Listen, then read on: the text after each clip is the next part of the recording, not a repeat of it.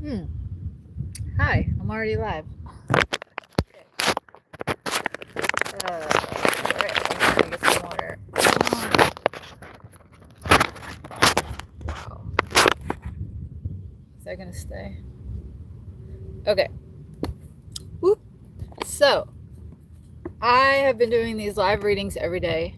I've been doing every evening. I've been reading one psalm from the book of Psalms, and I think there's 150 in total, and I'm on 147. I've also read a few of the wisdom books from the Old Testament, and I was on my way here to this park to do a reading. I had not yet decided what reading I was going to do, and I passed a little free library, and Holy Spirit said, go back.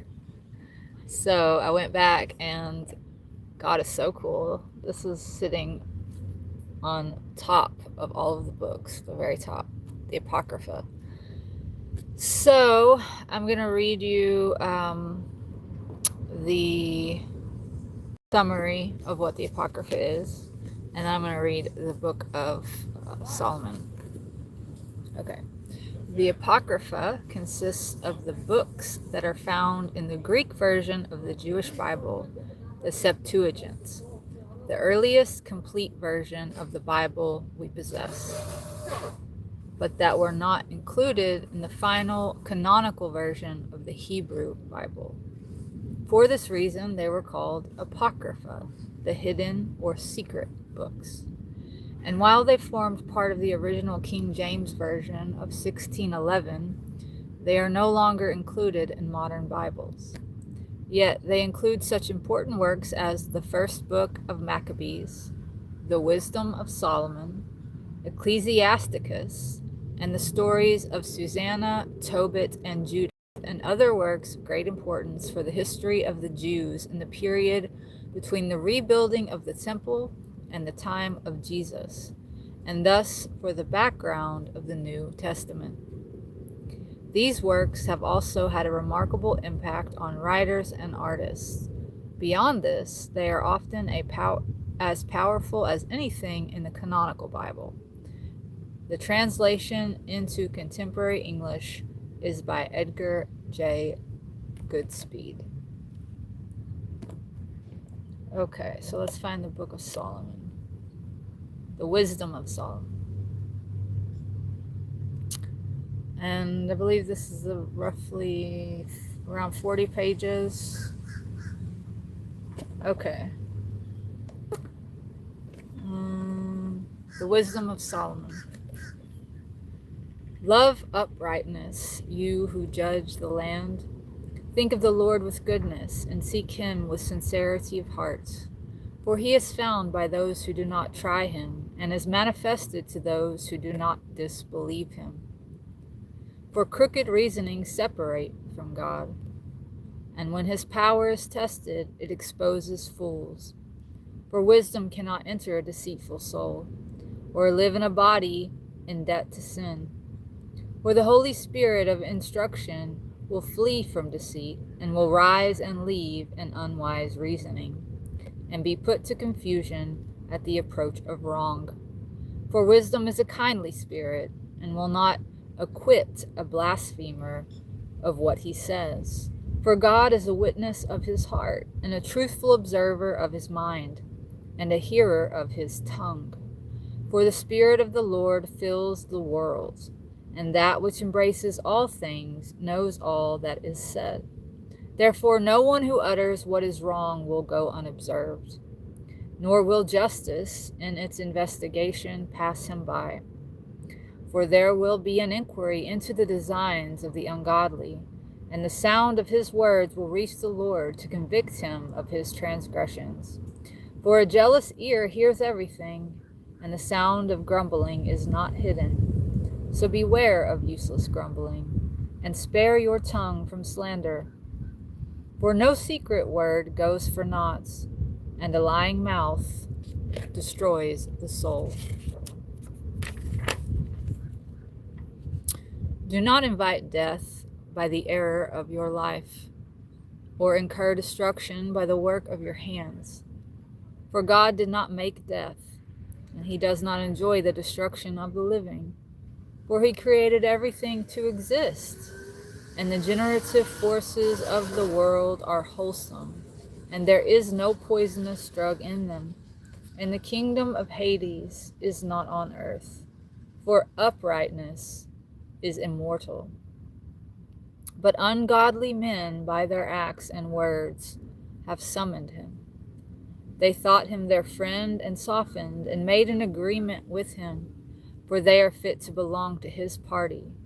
For they did not reason soundly, but said to themselves, our life is short and miserable, and there is no cure when man comes to his end, and no one has been known to return from Hades. For we were born at a venture, and hereafter we shall be as though we had never existed, because the breath in our nostrils is smoke, and reason is a spark in the beating of our hearts. When it is quenched, the body will turn to ashes, and the spirit will dissolve like empty air.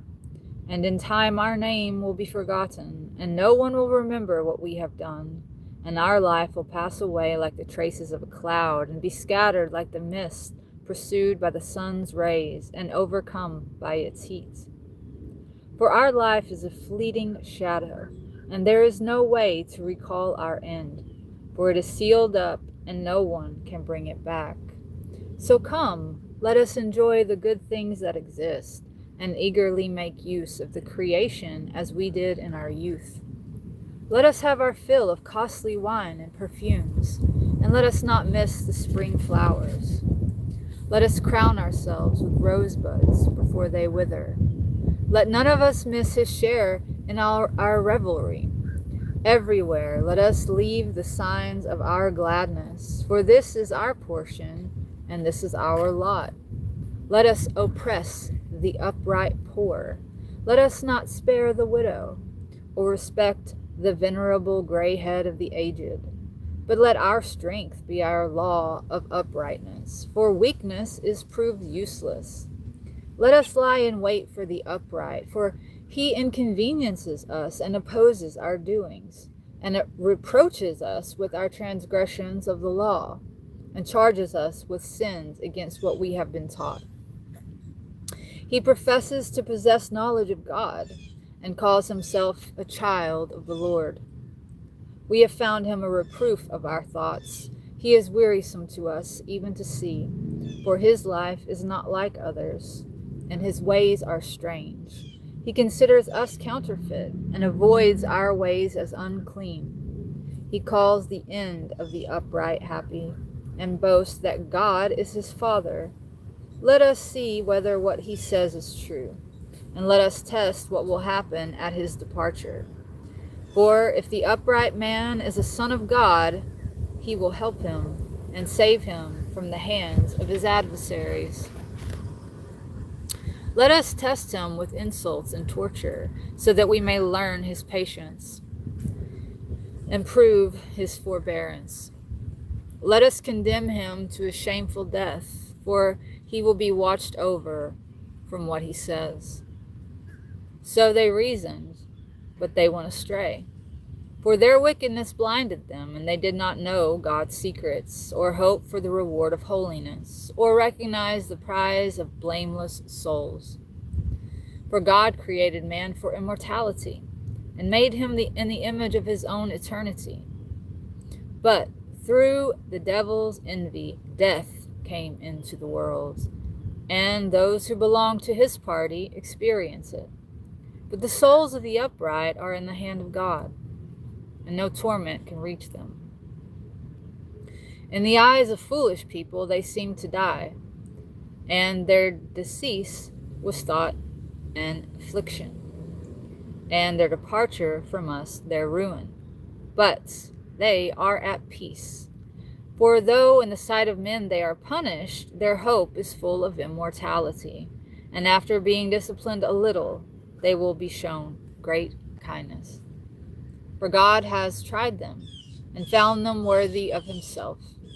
He has tested them like gold in a furnace, and accepted them like the sacrifice of a whole burnt offering. They will shine out when he visits them, and spread like sparks among the stubble. They will judge nations and rule peoples, and the Lord will reign over them forever. Those who trust in him will understand the truth, and those who are faithful will cling to him in love, for his chosen will find favor and mercy. But the ungodly will be punished according to their reasonings, for they disregarded what was right and turned away from the Lord.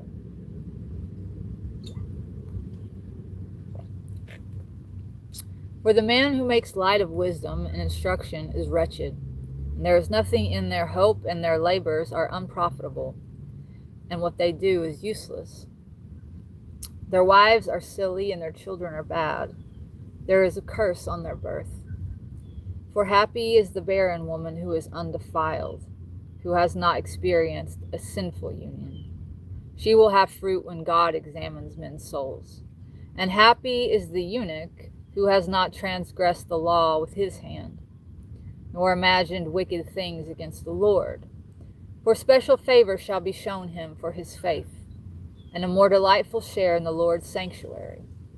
For good work brings renown, and the root of understanding is unerring.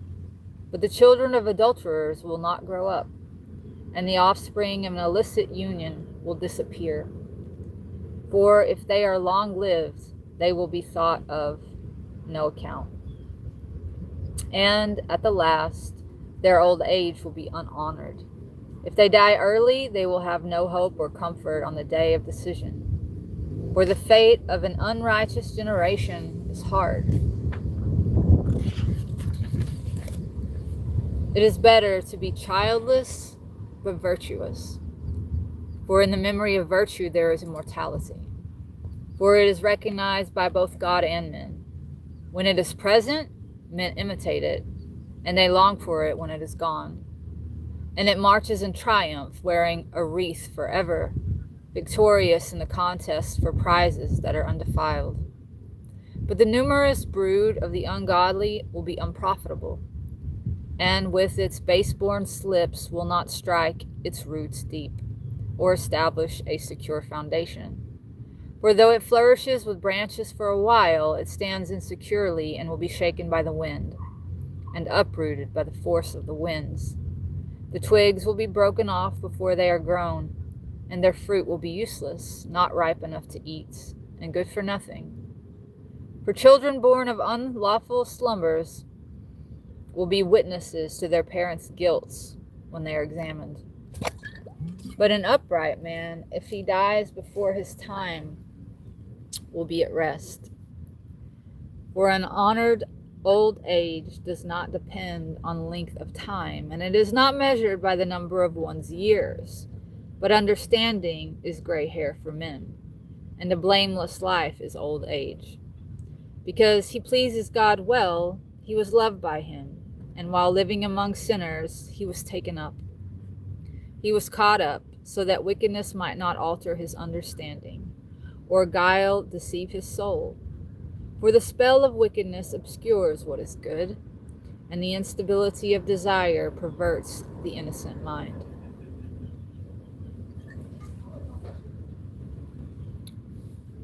Being perfected in a little while, he has fulfilled long years, for his soul pleased the Lord.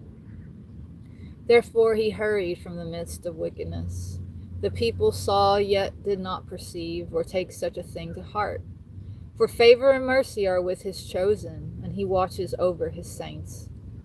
But an upright man who has fallen asleep will condemn the ungodly who are still alive. And youth that is soon perfected, the great age of the unrighteous. For they see the wise man's end, and do not perceive what the Lord's purpose about him was, and for what he kept him safe. They see and make light of him, but the Lord will laugh them to scorn.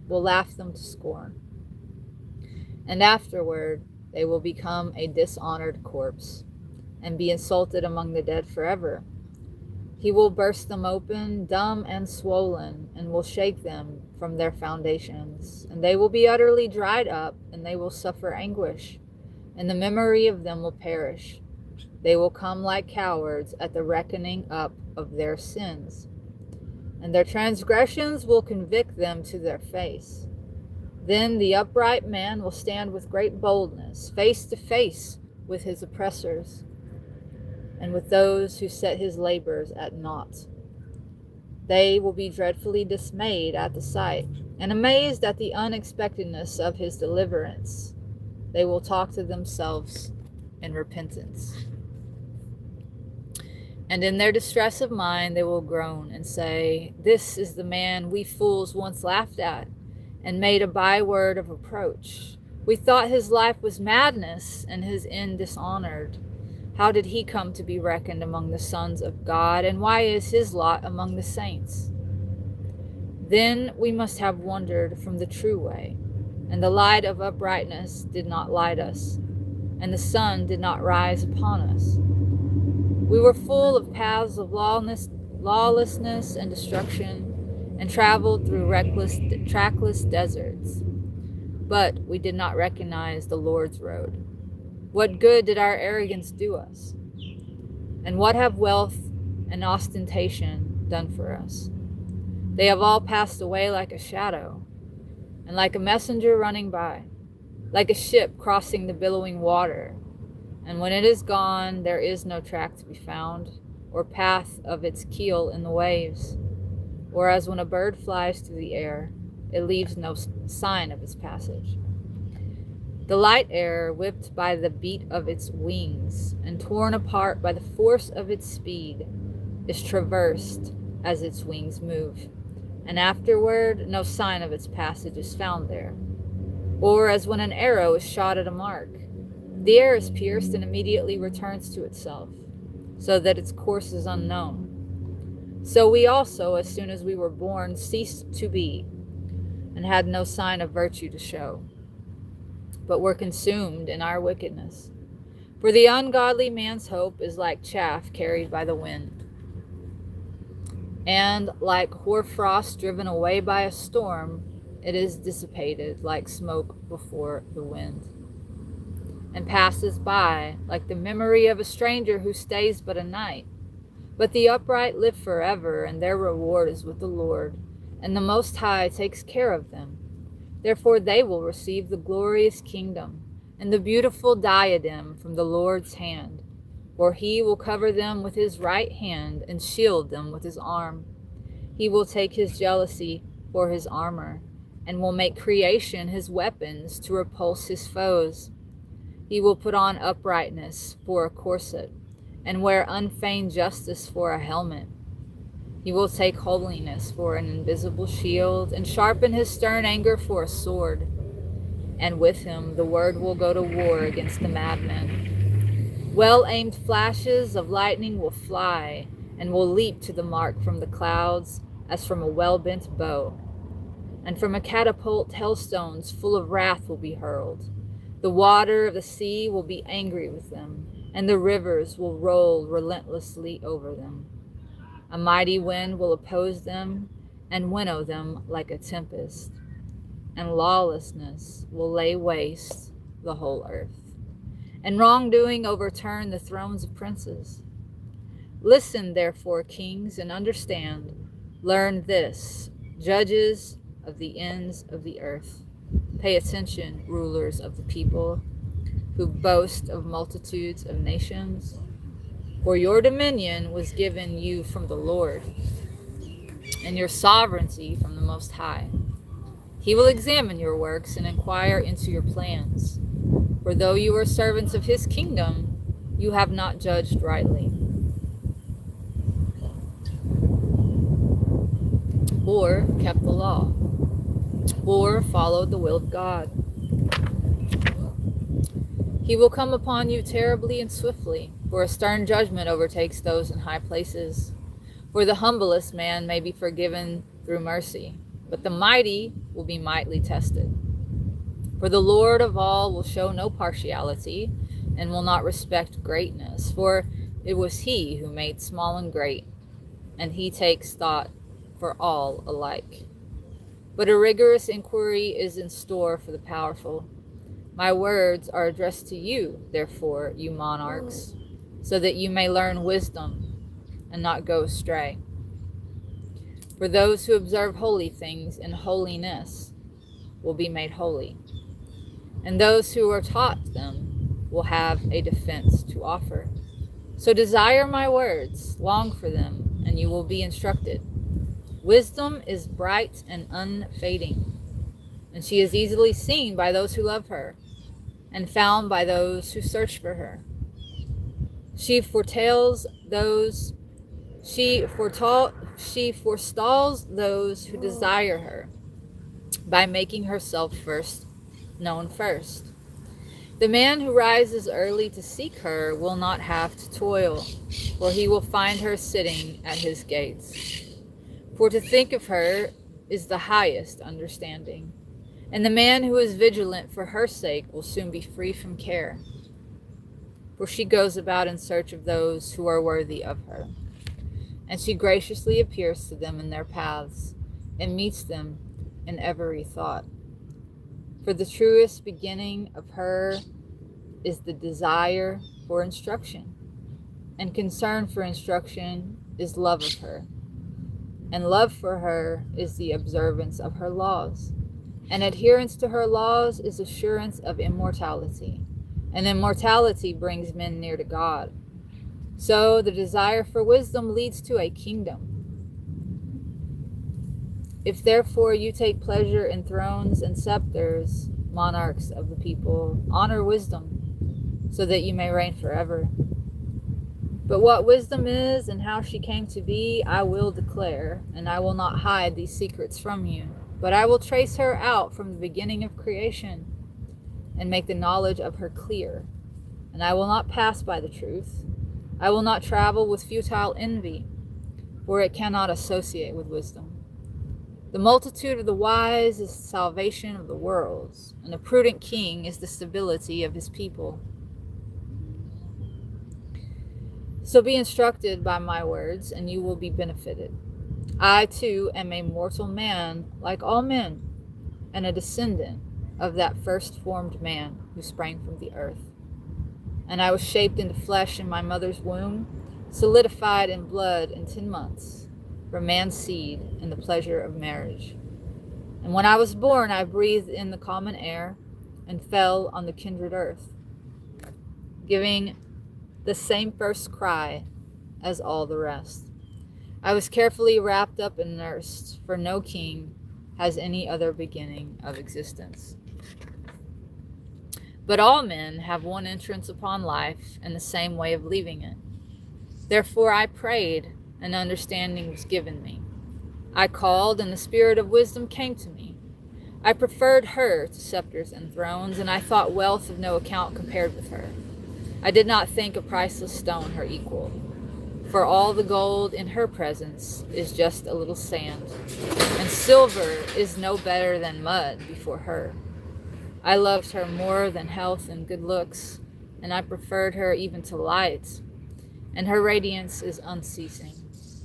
But all blessings came to me along with her, and uncounted wealth is in her hands. And I rejoiced over them all, because wisdom ruled them, for I did not know that she was their mother. I learned honestly, and I share ungrudgingly. I will not hide her wealth away, for it is an unfailing treasure for men, and those who get it make friends with God. Being commended to him by the gifts that come from her discipline. Being commended to him by the gifts that come from her discipline. May God grant to me to speak properly, and to have thoughts worthy of what he has given, for it is he that guides wisdom and directs the wise. For in his hand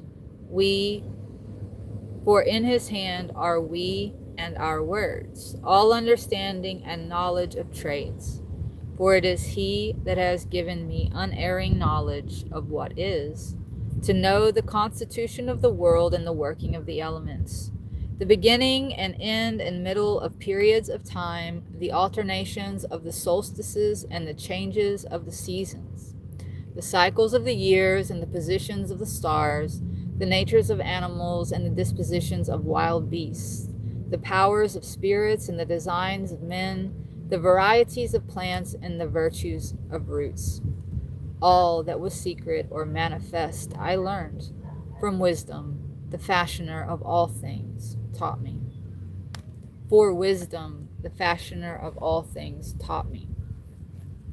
For there is in her a spirit that is intelligent, holy, unique, manifold, subtle, mobile, clear, undefiled, distinct, beyond harm, loving the good, keen, unhindered, beneficent, philanthropic, firm, sure, free from care, all-powerful, all-seeing, and interpenetrating all spirits that are intelligent, pure, and most subtle.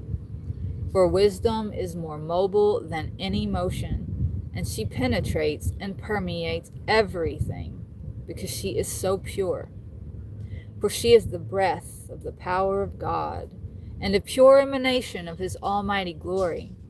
Therefore nothing defiled can enter into her, for she is a reflection of the everlasting light, and a spotless mirror of the activity of God, and a likeness of his goodness. Though she is one, she can do all things, and while remaining in herself, she makes everything new. And passing into holy souls, generation after generation, she makes them friends of God and prophets. For God loves nothing but the man who lives with wisdom, for she is fairer than the sun or any group of stars. Compared with light, she is found superior, for night succeeds to it. But evil cannot overpower wisdom. For she reaches in strength from one end of the earth to the other and conducts everything well. I loved her and sought after her from my youth up, and I undertook to make her my bride, and I fell in love with her beauty. She glorifies her high birth in living with God, for the Lord of all loves her. For she is initiated into the knowledge of God, and is a searcher of his works. But if the possession of wealth is to be desired in life, what is richer than wisdom, which operates everything? And if understanding works, who in all the world is a greater craftsman than she? And if a man loves uprightness, her labors are virtues. For she teaches self-control and understanding, uprightness and courage. Nothing in life is more useful to men than these. But if a man longs for much experience, she knows antiquity and can forecast the future. She understands the tricks of language and the solving of riddles. She knows the meaning of signs and portents, and the outcomes of seasons and periods.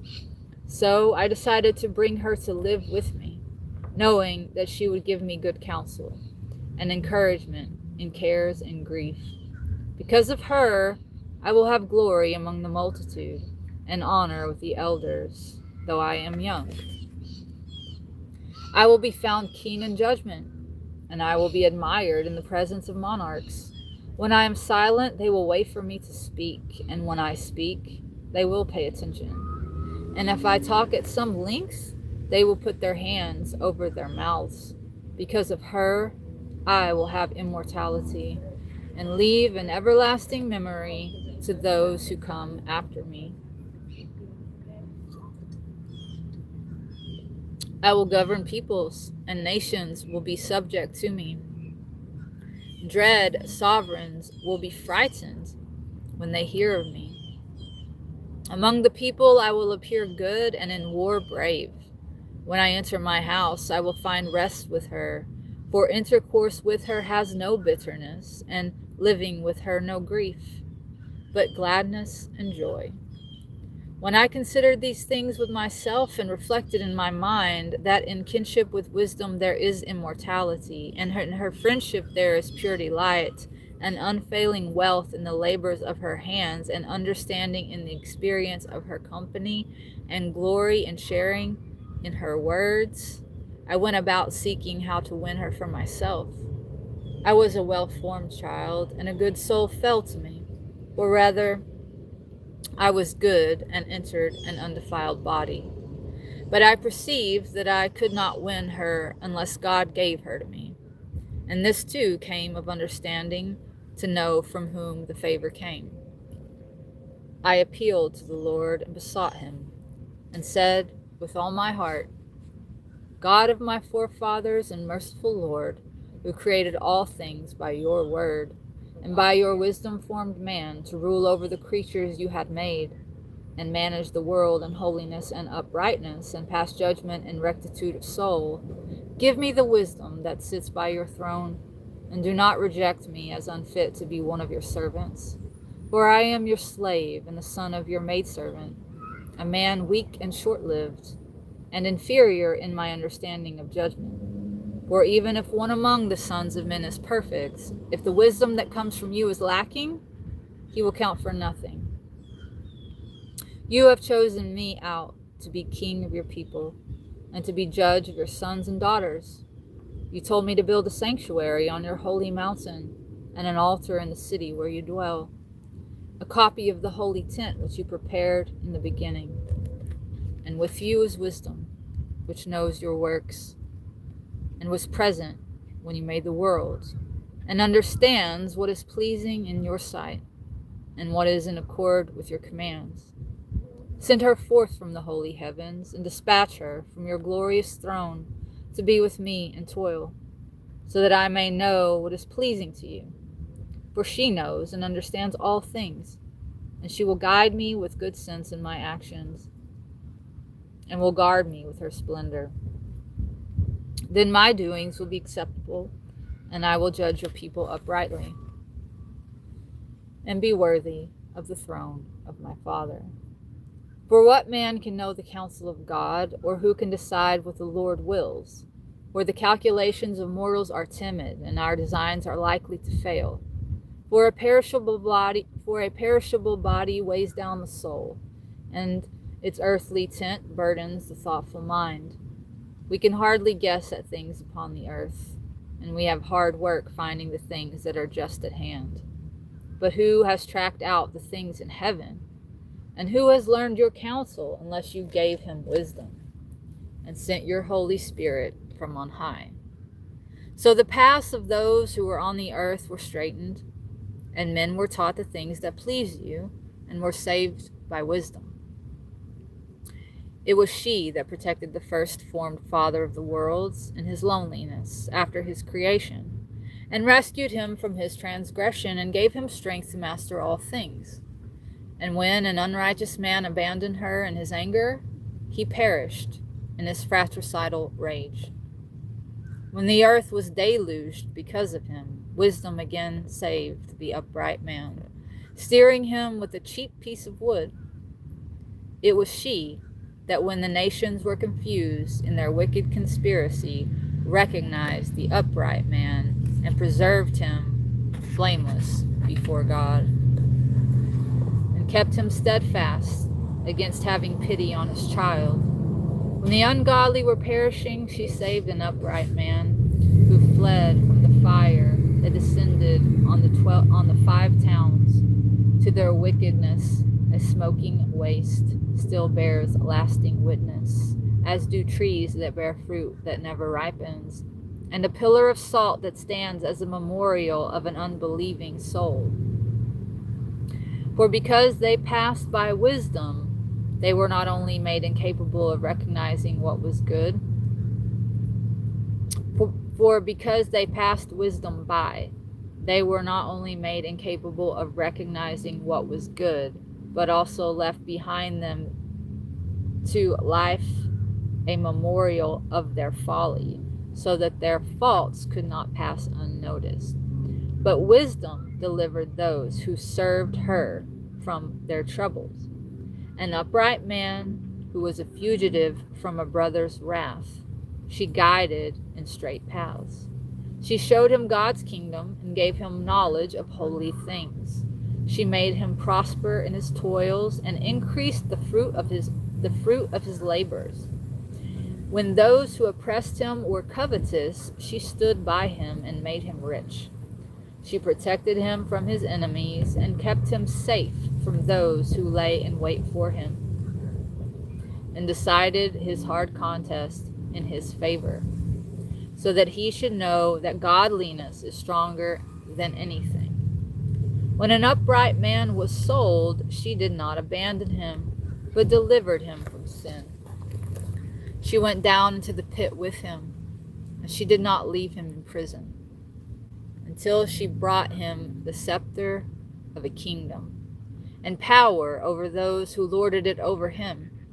She showed that they were false who had blamed him, and she gave him everlasting honor. She delivered from a nation of oppressors a holy people and a blameless race.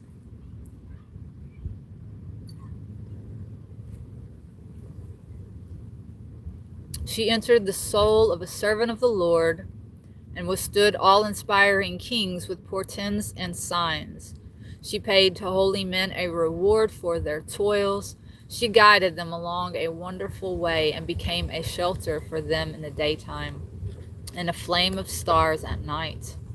She brought them over the Red Sea and led them through deep waters. But their enemies she overwhelmed and cast them up from the bottom of the deep. Therefore the upright despoiled the ungodly, and they sang, Lord, of your holy name, and praised with one accord your defending hand. For wisdom opens the mouth of the dumb and makes the tongues of babes speak plainly. She made their doings prosper by means of a holy prophet. They traveled through an uninhabited desert and pitched their tents in trackless places. They withstood their enemies and repulsed their foes.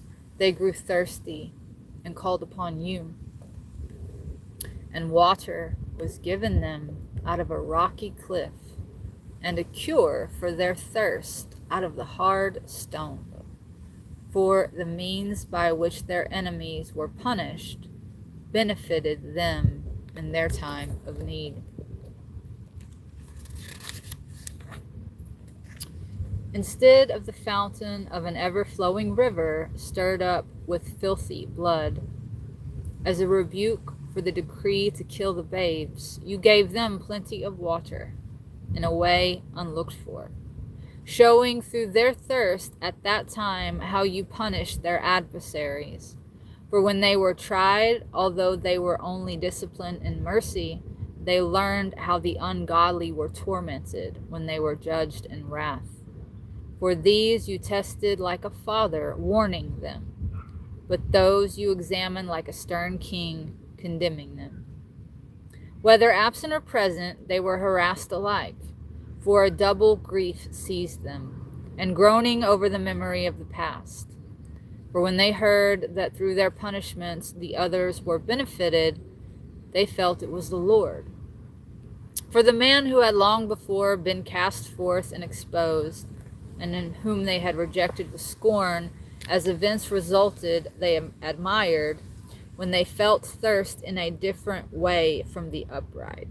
But for the foolish fancies of their unrighteousness, misled by which they worshipped unreasoning reptiles and worthless vermin, you sent a multitude of unreasoning creatures upon them to punish them, so that they should know that a man is punished by the things through which he sins. For your all-powerful hand, which created the world out of formless matter, did not lack means to send upon them a multitude of bears or bold lions or newly created wild animals unknown before and full of rage, either puffing out a fiery breath or scattering a roar of smoke, or flashing dreadful sparks from their eyes, which could not only have destroyed them utterly by the harm they did, but have made them die of fright at the very sight of them. Why, without these, they might have been felled by a single breath, being pursued by justice and scattered by the breath of your power. But you ordered everything by measure and number and weight. For it is always yours to have great strength, and who can withstand the might of your arm? For in your sight the whole world is like what turns the scale in a balance, and like drop of dew that comes down on the earth in the morning. But you have mercy on all men, because you can do all things, and you overlook men's sins to lead them to repent. For you love all things that exist, and abhor none of the things that you have made. For you would never have formed anything if you hated it, and how could anything have endured if you had not willed it? Or what had not been called forth by you have been preserved. But you spare all, because they are yours, Lord, lover of life. For your imperishable spirit is in all things. Therefore you correct little by little those who go astray, and you admonish them by reminding them of the things through which they sin, so that they may escape from their wickedness and believe in you, Lord. For those who long ago inhabited your holy land, you hated for acting most hatefully, practicing enchantments and unholy rites, mercilessly killing children, and cannibal feasting on human flesh and blood. Initiates from the midst of a pagan brotherhood, and parents who were murderers of helpless lives. You determined to destroy by the hands of our forefathers, so that the land which you prized above all others might receive a worthy colony of God's children. But even these, as being men, you spared, and you sent wasps as forerunners of your hosts, to destroy them little by little. Not that you were unable to make the upright defeat the ungodly in battle, or to destroy them at one blow with terrible wild animals or a stern command, but in judging them little by little, you gave them opportunities to repent. For you were not ignorant that their origin was evil, and their wickedness inborn, and that their manner of thought would never change. For they were a race accursed from the beginning. And it was not through fear of any man that you left them unpunished for their sins. For who can say, what have you done? Or who can oppose your judgment? And who can accuse you of the destruction of the nations which you made? Or who will come to stand before you as the avenger of unrighteous men? For neither is there any God but you, who care for all men, to show that you do not judge unrighteously. Nor will any king or monarch be able to face you about those whom you have punished. But since you are upright, you conduct all things uprightly, considering it inconsistent with your power to condemn the man who does not deserve to be punished. For your strength is the beginning of uprightness, and the fact that you are Lord of all makes you spare all. For when men disbelieve in the perfection of your power, you display your strength. And in the case of those that know, you rebuke their rashness. But you, being master of your strength, judge us with fairness and govern us with great forbearance. For the power is at your command whenever you wish it. By such deeds you taught your people that the upright man must be humane, and you made your sons be of good hope, because you give repentance for sins. For if you punished with such care and indulgence those who were the enemies of your servants and deserved death, giving them time and opportunity to escape from their wickedness, with what exactness you have judged your sons, to whose forefathers you gave oaths and agreements, promising them good. So, when you discipline us, you flog our enemies 10,000-fold, so that when we judge, we may reflect on your goodness, and when we are judged, we may look for mercy. Therefore you tormented through their own abominable practices those who lived wickedly in a life of folly. For they went astray far beyond the ways of error, accepting as gods the lowest and basest of animals, being deceived like foolish babies. Therefore you sent your judgment in mockery of them, as though to unreasoning children. But those who cannot be admonished by mockeries of correction will experience a judgment worthy of God.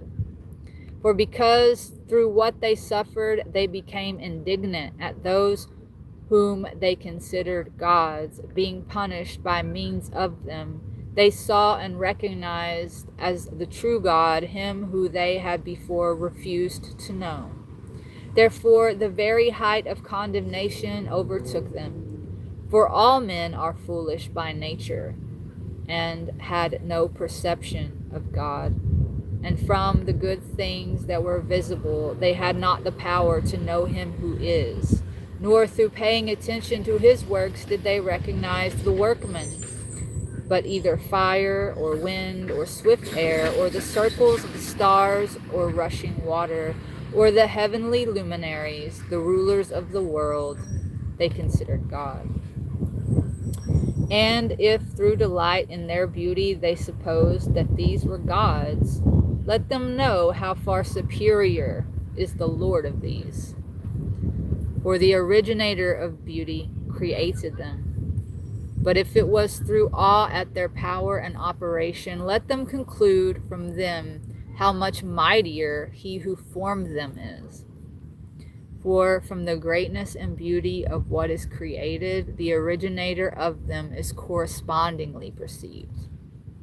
But yet little blame attaches to these men, for perhaps they just go astray in their search for God and their desire to find him. For living among his works, they search and believe the testimony of their sights, that what they see is beautiful.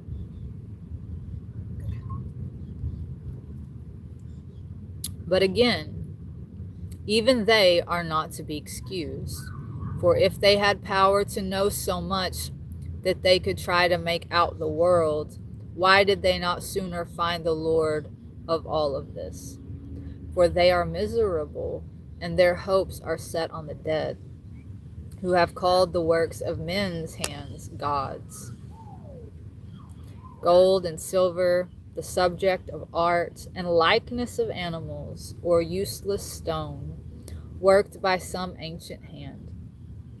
But if some carpenter saws down a tree he can handle, and skillfully strips off all of its bark, and shaping it nicely, makes a dish suited to the uses of life, and burns the chips of his work to prepare his food, and eats his fill, but the worst of them, which is good for nothing, as a crooked piece full of knots, he takes and carves to occupy his spare time, and shapes it with understanding skill. He makes it a copy of a human form, or makes it like some common animal, smearing it with vermilion and painting its surface red, and coating every blemish in it, and making an abode for it worthy of it. He fixes it on the wall and fastens it with iron. So he plans for it, so that it will not fall down. For he knows that it cannot help itself, for it is only an image and needs help. But he prays to it about his property and his marriage and his children, and is not ashamed to speak to a lifeless thing, and appeals to something that is weak for health, and asks something that is dead for life, and supplicates what is itself utterly inexperienced for aid, and something that cannot even take a step about a journey. And he asks strength for gain and business and success in what he undertakes from something whose hands are most feeble. Again, a man setting out on a voyage and about to travel over wild waves calls upon a piece of wood more unsound than the ship that carries him.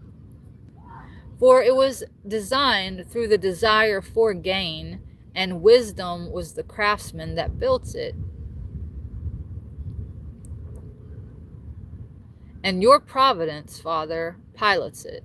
For you give a way even in the sea, and a safe place through the waves, showing that you can save from nothing, showing that you can save from anything, so that even without skill a man may go to sea. But it is your will that the works of your wisdom should not be idle. Therefore, men trust their lives to even the smallest plank and cross the flood on a raft and get safely over. For in the beginning, when the haughty giants perished, the hope of the world took refuge on a raft, and steered by your hand, left to the world a generating germ.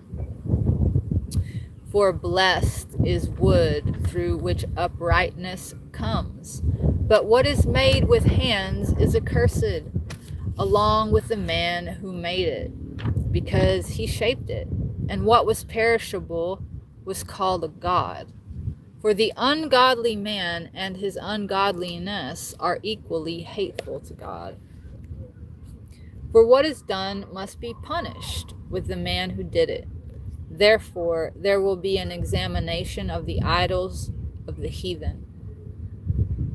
For although part of God's creation, they became an abomination, and snares to the souls of men, and a trap for the feet of the foolish. For the devising of idols is the beginning of fornication, and the invention of them is the corruption of life. For they did not exist from the beginning, and they will not last forever. For through the vanity of men they came into the world, and therefore a speedy end for them was designed. For a father afflicted with untimely grief made a likeness of his child that had been quickly taken from him, and presently honored as a god him who was once a dead man, and handed down to his subjects mysteries and rites.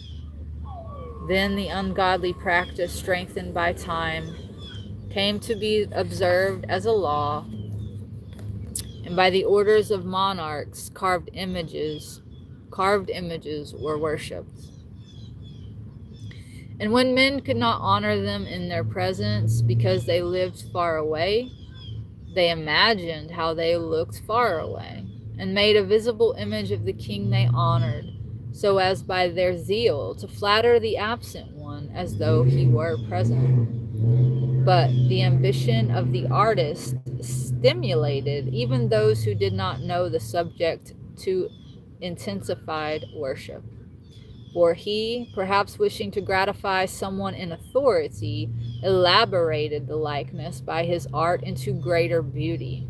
And the multitude, attracted by the charm of his workmanship, now regarded as an object of worship the one whom they had recently honored as a man. And this proved an ambush for man's life, because men in bondage to misfortune or royal authority clothed stick and stones with the name that cannot be shared with others. And then it was not enough for them to go astray about the knowledge of God, but though living in a great war of ignorance, they call such evils peace. For neither while they murder children in their rites, nor celebrate secret mysteries, nor hold frenzied revels with alien laws, do they keep their lives or marriages pure. But one man waylays another and kills him, or grieves him by adultery. And it is all a confusion of blood and murder, theft and fraud, depravity, faithlessness, discord, perjury, clamor at the good, forgetfulness of favors, defilement of souls, confusion of sex, irregularity in marriage, adultery, indecency. For the worship of the unspeakable idols is the beginning and cause and end of every evil. For they either rejoice in madness or prophesy falsely, or live unrighteously, or readily forswear themselves. For since they believe in lifeless idols, they do not expect to be harmed for swearing wickedly. But justice will overtake them for both matters, because they thought wickedly of God and gave heed to idols. And because they swore unrighteously to deceive, in disregard of holiness, for it is not the power of the gods men swear by, but the penalty of those who sin, that always pursues the transgression of the unrighteous. But you, our God, are kind and pure and true. You are long-suffering and govern everything in mercy. For even if we sin, we are yours, and know your might. But we will not sin, for we know that we are accounted yours. For to know you is perfect uprightness, and to recognize your might is the root of immortality. For no artful device of men has led us astray, nor the fruitless labor of scene painters.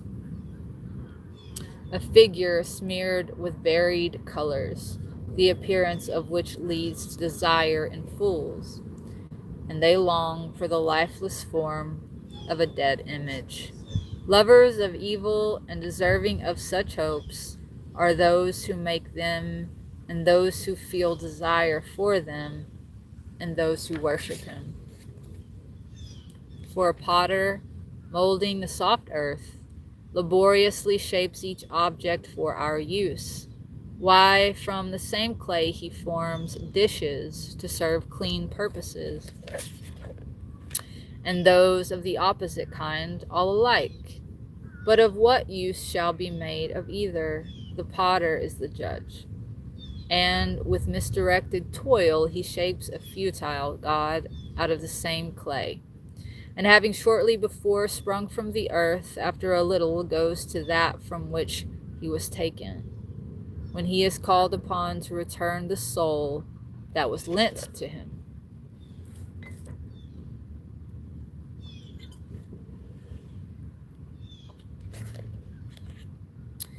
But he is concerned, not because he will grow tired, nor because his life is short, but he competes with gold and silversmith, and copies those who mold brass, and thinks it a glory that he can form counterfeits.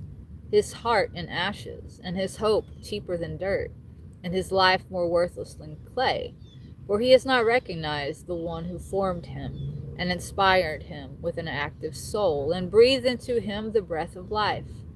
But they consider our existence play, and life a lucrative fare. For they say one must make money any way one can, even by evil. For this man knows better than all others that he sins, producing from earthly material fragile dishes and carved images. But most foolish and more wretched than a baby's soul are all those enemies of your people who oppress them, for they consider all the idols of the heathen gods, which can neither use eyes to see with, nor noses to inhale the air, nor ears to hear with, nor fingers on their hands to feel with, and their feet are of no use to walk on. For a man made them, and one whose own spirit is borrowed formed them. For no man can form a god like him. For mortal as he is, what he makes with his lawless hands is dead. For he is better than the things he worships. For one of the two, he has life, but they never had it. Why, they worship even the most hateful animals. For by comparison, they are worse than the other animals in their lack of intelligence. Nor are they in their appearance as animals so beautiful as to be desired, but they have escaped both the praise of God and his blessing. Therefore, they were punished as they deserved by similar animals. animals and tormented with a multitude of vermin. And instead of this punishment, you benefited your people, and to satisfy the desire of their appetite, you prepared something with a strange taste, quails for food, so that those others, when they desired food, because of the hideousness of the things sent among them, should lose even the smallest appetite, while they, after being in want for a little while, should partake of something with a strange taste. For it was necessary that an unescapable want should come upon those others for their tyrannical behavior.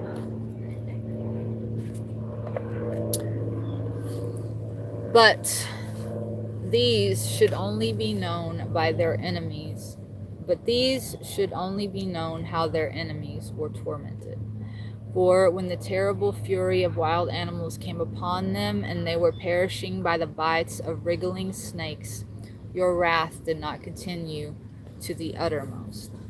But they were harnessed for a little while to admonish them, for they had taken a token of preservation to remind them of the commandment of your law.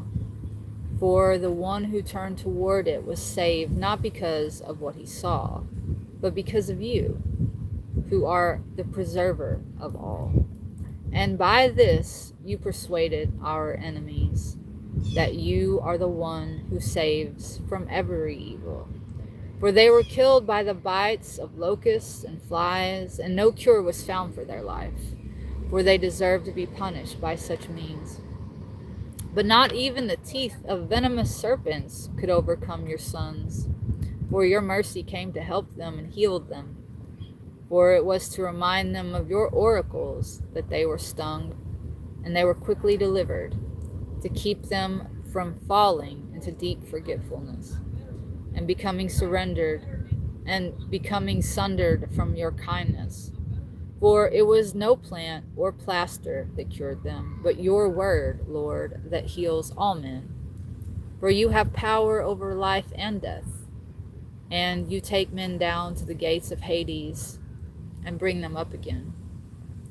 A man may kill in his wickedness, but the spirit, once it is gone out, he cannot bring back, nor can he release the imprisoned soul. But it is impossible to escape your hands. For ungodly men, refusing to know you, were flogged with the strength of your arm, pursued by unusual rains and hailstorms and relentless showers, and utterly consumed by fires. For strangest of all, on the water, which quenches everything, the fire had the greater effect. For the universe is the champion of the upright. For now the flame was quieted, so that it should not burn up the animals sent against the ungodly, but that they, when they saw it, might recognize that they were pursued by the judgment of God. And again it blazed up in the midst of the water, with more than fiery power, to destroy the products of an unrighteous land. Instead of these, you gave your people angels food, and untiringly supplied them with bread from heaven, ready to eat, strong in all enjoyment and suited to every taste. For your support manifested your sweetness toward your children, and the bread, responding to the desire of the man that took it, was changed to what each one desired. But snow and ice endured fire without melting, so that they should know that fire was destroying the crops of their enemies, blazing in the hail and flashing in the rain. And that this again, in order that upright men might be fed, had forgotten its power. For creation, serving you who made it, strains against the unrighteous to punish them, but relaxes on behalf of those who trust in you to benefit them. Therefore, even then, assuming all forms, it served your all-sustaining bounty in response to the desire of those who are in need, so that your sons, whom you have loved, Lord, might learn that it is not the production of the crops that supports man, but that it is your word that preserves those who believe in you.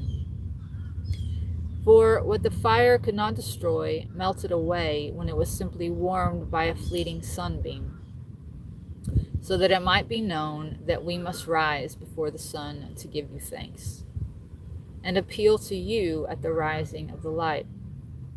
For the unthankful man's hope will melt like the wintry hoarfrost and run off like useless water. For your judgments are great and hard to set forth. Therefore, uninstructed souls went astray. For when lawless men thought they were oppressing a holy nation, they lay shut up under their roofs, exiled from the eternal providence, prisoners of darkness and captives of the long night. For when they thought they were hidden in their secret sins by a dark veil of forgetfulness, they were scattered, terribly frightened and appalled by specters.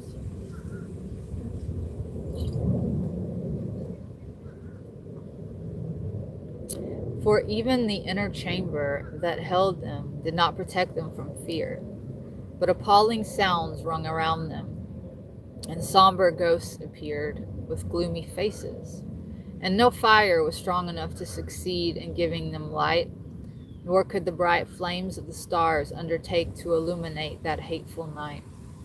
Only there shone on them a fearful flame of itself, and though dreadfully frightened at the sight when it could not be seen, they thought the things they beheld still worse, and the delusions of magic art were prostrate, and their boasted wisdom suffered a contemptuous rebuke.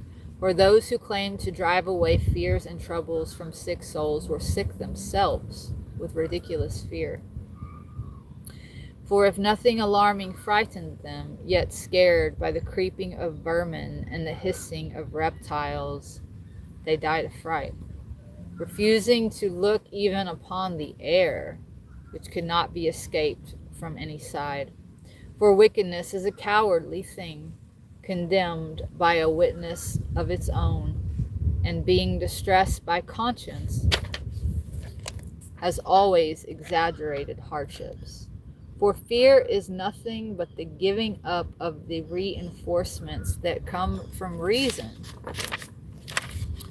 and as the expectation of them from within is deficient, it reckons its ignorance worse than the cause of the torment. But they all through the night, which was really powerless, and came upon them from the recess of a powerless Hades, sleeping the same sleep, were now driven by monstrous phantoms, and now paralyzed by their soul's surrender, where they were drenched in sudden, unlooked-for fear. Then whoever was there fell down, and so was shut up and guarded in a prison not made of iron. For whether a man was a farmer or a shepherd or a laborer whose work was in a wilderness, he was overtaken and suffered the unavoidable fates. For they were all bound with one chain of darkness, whether there was a whistling wind, or a melodious sound of birds and spreading branches, or the regular noise of rushing water, or a harsh crashing of rocks thrown down, or the unseen running of bounding animals, or the sound of the most savage wild beasts roaring, or an echo thrown back from a hollow in the mountains, it paralyzed them with terror. For the whole world was bathed in bright lights and occupied in unhindered work. Only over them was spread a heavy night, a picture of the darkness that was to receive them.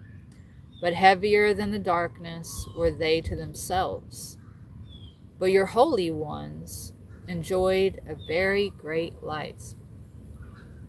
And the others, hearing their voices but not seeing their forms, thought them happy because they had not suffered.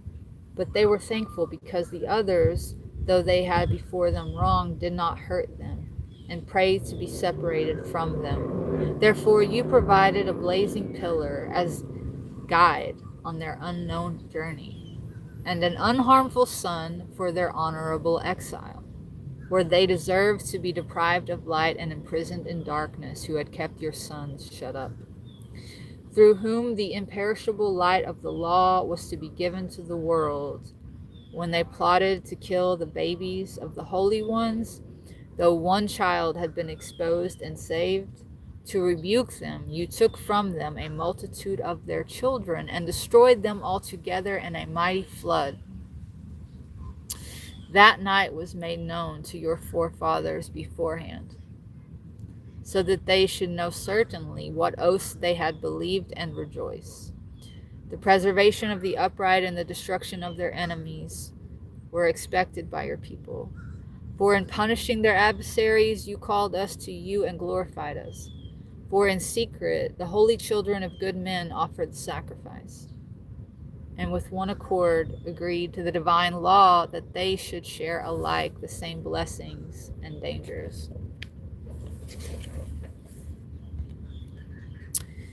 And we're already beginning to sing the praises of their forefathers when there echoed back the discordant shout of their enemies.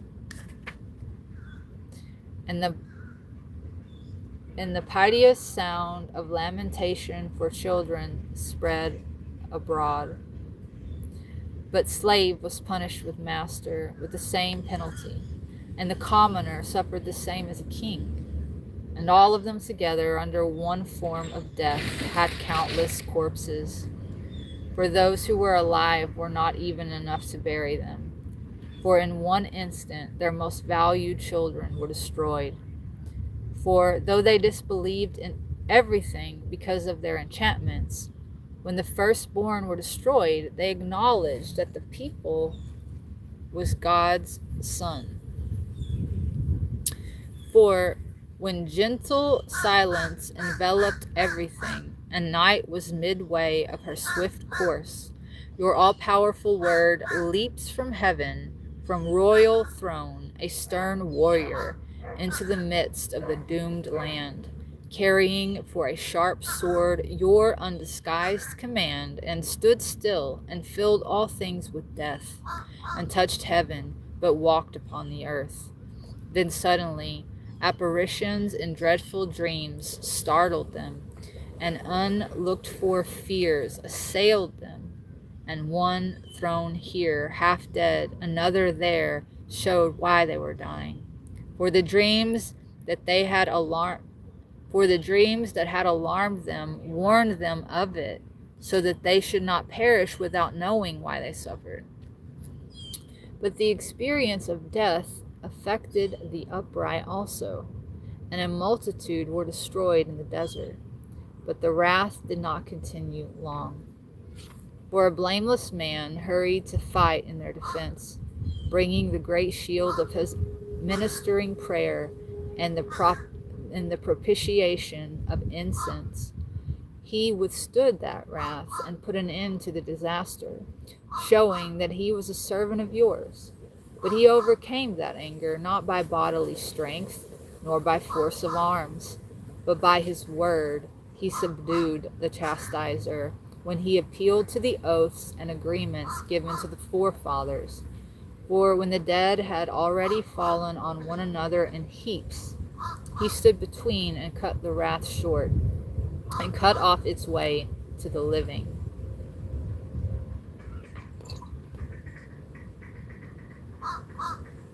For on his long robe was the whole world, and the glories of the forefathers were in the carving of the 4 rows of stones. And your majesty was on the diadem upon his head. Before these the destroyer gave way, and these he feared, for that experience of wrath was enough by itself. But on the ungodly, pitiless anger came to the uttermost, for he knew their future also beforehand, that after permitting them to go away and sending them off in haste, they would change their minds and pursue them. For while they were still busy with their mourning and were lamenting beside the graves of the dead, they involved themselves in another foolish design. and pursued as runaways those whom they had driven out with entreaties. For the fate they deserved dragged them on to this end, and made them forget what had happened, so that they should make up the punishment that their torments lacked. And your people should experience an incredible journey, while they themselves should find a strange death. For the whole creation in its own kind was reshaped anew, in obedience to your commands, so that your servants might be protected unharmed. The cloud was seen that overshadowed the camp, and the emergence of dry land where water had stood before, an unobstructed road out of the Red Sea, and a grassy plain out of the raging billow, through which those who were protected by your hand passed over a nation, witnessing marvelous portents. For they ranged like horses and skipped like lambs, praising you, Lord, who had delivered them. For they still remembered the things in their sojourning, how instead of the birth of animals, the earth brought forth gnats, and instead of aquatic creatures, the river vomited up a host of frogs. But later they saw a new production of birds also. When moved by appetite, they asked for delicacies, for quails came up from the sea to their relief, and those punishments came upon the sinners, not without premonitory signs in the violence of the thunders. For they suffered justly through their own wickedness, for they exhibited a more bitter hatred of strangers. For some would not receive men who did not know them when they came to them. But these men made slaves of strangers who showed them kindness. And not only so, but those others shall have some consideration, for the men they received with such hostility were aliens.